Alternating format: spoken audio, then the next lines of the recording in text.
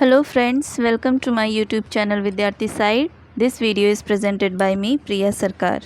तो हमने इसी सीरीज़ में यूजीसी नेट एजुकेशन का जो यूनिट फर्स्ट है उसका जो ए सेक्शन है उसको हमने ऑलमोस्ट कवर कर लिया है, जिसमें हमने सांख्य फ़िलॉसफ़ी, योग फ़िलॉसफ़ी, वेदांत, बुद्धिज़्म, जैनिज़्म इन सब को कवर कर लिया है। अब इसके बाद इसमें दो टॉपिक और रह जाते हैं। पहला है स्वामी दयानंद सरस्वती का दर्शन और दूसरा है इस्लामिक दर्शन। तो आज की क्लास में हम पढ़ेंगे फ़िलॉसफ़ी ऑफ स्वामी दयानंद सरस्वती के बारे में। इससे पहले जो भी फ़िलॉसफ़ी हमने पढ़ी है इंडियन फ़िलॉसफ़ी, वो सारी बेसिक फ़िलॉसफ़ीज़ हैं, लेकिन स्वामी दयानंद जी की जो फ़िलॉसफ़ी है वो बेसिक फ़िलॉसफ़ी में नहीं आती है। ये इनकी पर्सनल फ़िलॉसफ़ी है जिसे इन्होंने अपनी लाइफ में प्रैक्टिकली अप्लाई किया है। लेकिन यहाँ पर हम इनकी पूरी फ़िलॉसफ़ी को नहीं पढ़ेंगे, यहाँ पर हम सिर्फ उतना पढ़ेंगे जितना यूजीसी नेट में पूछा जाता है। तो चलिए शुरू करते हैं हमारी आज की class, philosophy of Swami Dayanand Saraswati. आज की क्लास में थियोरी का पोर्शन कम रहेगा, बहुत ही बेसिक की पॉइंट्स लेके आई हूँ। आपको सिर्फ उन्हें रीड आउट करना है और उनको ही थोड़ा सा याद करके रखना है, उसी से ही पूछा जाएगा एग्ज़ाम में। लेकिन उन बेसिक की पॉइंट्स को देखने से पहले हम स्वामी दयानंद सरस्वती जी के बारे में थोड़ा सा जान लेते हैं, इनका थोड़ा बैकग्राउंड जान लेते हैं। हालांकि इससे क्वेश्चन आता नहीं है, लेकिन थोड़ा सा उसको शुरू करने से पहले एक बेस क्रिएट हो जाएगा। स्वामी दयानंद सरस्वती हमारी इंडियन सोसाइटी के बहुत बड़े सोशल रिफॉर्मर माने जाते हैं, यानी समाज सुधारक माने जाते हैं, जिन्होंने उस टाइम हमारे भारतीय समाज में जो भी कुरीतियाँ, पाखंड फैल गए थे उनका बहुत ही कड़ा विरोध किया था। हमारे समाज में रूढ़िवादिता, कुरीतियाँ, पाखंड, अंधविश्वास इन सब के बढ़ने का सिर्फ एकमात्र कारण था शिक्षा का अभाव। लोगों के पास शिक्षा की कमी हो चुकी थी उस वक्त। इसीलिए स्वामी दयानंद सरस्वती ने सबसे पहले शिक्षा पर कार्य किया। इन्होंने महिलाओं के उत्थान के लिए बहुत कार्य किए, उनकी शिक्षा के लिए बहुत कार्य किए। इन्होंने जातिवाद का बहुत कड़ा विरोध किया, क्योंकि जातिवाद के कारण समाज का एक जो सीमित वर्ग था वही शिक्षित हो पा रहा था, बाकी का जो वर्ग था वो अंधविश्वास, पाखंड, कुरीतियाँ, कुप्रथाओं का शिकार हो जा रहा था। इन्होंने वैदिक शिक्षा का प्रचार प्रसार किया है, क्योंकि ये वेदों पे विश्वास रखते थे और इनका मानना था कि हमें जो सही ज्ञान है वो वेदों से ही प्राप्त हो सकता है।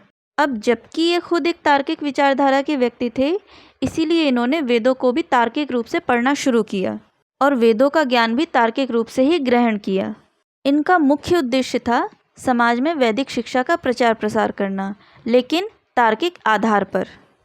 इनका एक बहुत ही फेमस स्लोगन है, गो बैक टू वेदास, यानी वेदों की ओर लौटो। ये नारा देने का इनका एकमात्र कारण था कि समाज में उस वक्त धर्म परिवर्तन हो रहे थे। दूसरे धर्म के लोग अपने धर्म का प्रचार प्रसार इतने ज़ोर शोर से कर रहे थे कि लोग अपने वेद वेदांत की श्रेष्ठता को भूल चुके थे। इसीलिए इन्होंने वेदों की ओर लौटो का नारा दिया था। तो ये थी हमारी स्वामी दयानंद सरस्वती जी के बारे में एक बेसिक नॉलेज। अब हम बढ़ते हैं हमारे की पॉइंट्स की तरफ, जो कि यूजीसी नेट एजुकेशन के एग्ज़ाम में पूछे जाते हैं। तो ये रहे कुछ फैक्ट, इसमें समझाने का तो कुछ है नहीं, इनको बस आपको याद कर लेना है बस। स्वामी दयानंद सरस्वती जी का जो बचपन का नाम था वो था मूल शंकर तिवारी। इनका जो लाइफ साइकिल रहा है वो रहा है 12 फरवरी 1824 से 1883 तक। स्वामी दयानंद सरस्वती एक फ़िलासफ़र भी हैं और एक सोशल रिफॉर्मर भी हैं।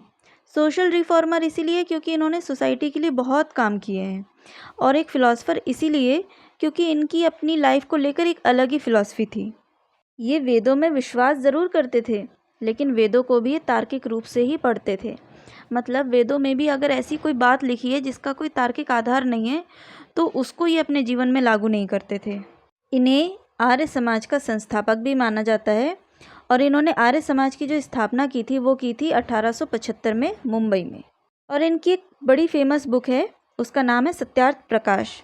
वैसे इनकी और भी फेमस बुक्स हैं, एक है मैंने यहाँ पर लिखा हुआ है वेद भाष्य भूमिका, लेकिन ज़्यादातर एग्ज़ाम में सत्यार्थ प्रकाश ही पूछा जाता है। इनका एक फेमस स्लोगन है, वेदों की ओर लौटो, यानी गो बैक टू वेदास। ये नारा इन्होंने इसीलिए दिया था क्योंकि उस टाइम पर समाज में लोग धर्म परिवर्तन कर रहे थे बहुत ज़्यादा। लोग इस्लाम में कन्वर्ट हो जा रहे हैं, क्रिश्चियनिटी में कन्वर्ट हो जा रहे हैं। तो इन्होंने अपने धर्म के प्रति, वेद वेदांत के प्रति लोगों को जागृत करने का प्रयास किया और ये नारा दिया कि गो बैक टू वेदास, यानी वेदों की ओर लौटो। अब इसका जो नेक्स्ट पॉइंट है वो है ये किन किन चीज़ों पर विश्वास करते थे। वेदों पे विश्वास करते थे, ब्रह्म पर विश्वास करते थे, कर्म पर और पुनर्जन्म पर भी विश्वास करते थे। ब्रह्म का जो कॉन्सेप्ट है यहाँ पर वेदांत दर्शन की तरीके से ये सिंगल रियलिटी में विश्वास करते थे। इनका मानना था कि ईश्वर एक है। और इनकी जो आइडियोलॉजी थी यानी विचारधारा वो थी तार्किक विचारधारा, यानी कुछ भी अगर आप पढ़ रहे हो उसको आप तार्किक रूप से पढ़ें। अगर आप वेदों को भी पढ़ रहे हो, वेदों को भी जानने की कोशिश कर रहे हो, तो आप उसको तार्किक आधार पर जानें। अब बाकी के जो लास्ट पॉइंट है वो है इनके सोसाइटी को लेकर जो इन्होंने काम किए हैं उसके बारे में, कि किन चीज़ों को इन्होंने सपोर्ट किया है और किस चीज़ को लेकर इन्होंने अपोज किया है। इन्होंने वुमेन एजुकेशन को बहुत ज़्यादा सपोर्ट किया है और वैदिक एजुकेशन को सपोर्ट किया है कि आप स्कूल्स में भी वैदिक एजुकेशन को प्रोवाइड करें। इसीलिए इनके नाम पर कई स्कूल बने हुए हैं। डीएवी स्कूल्स आपने नाम सुना होगा, वो इन्हीं के नाम पर बने हुए हैं। और इन्होंने किन किन चीज़ों को अपोज किया है?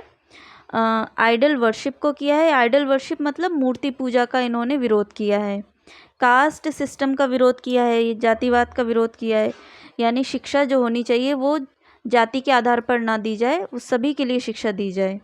और उसके बाद है रिचुअलिज्म, यानी जो पाखंड है, जो कुरीतियाँ हैं, प्रथाएं हैं, उन सब का विरोध किया गया है।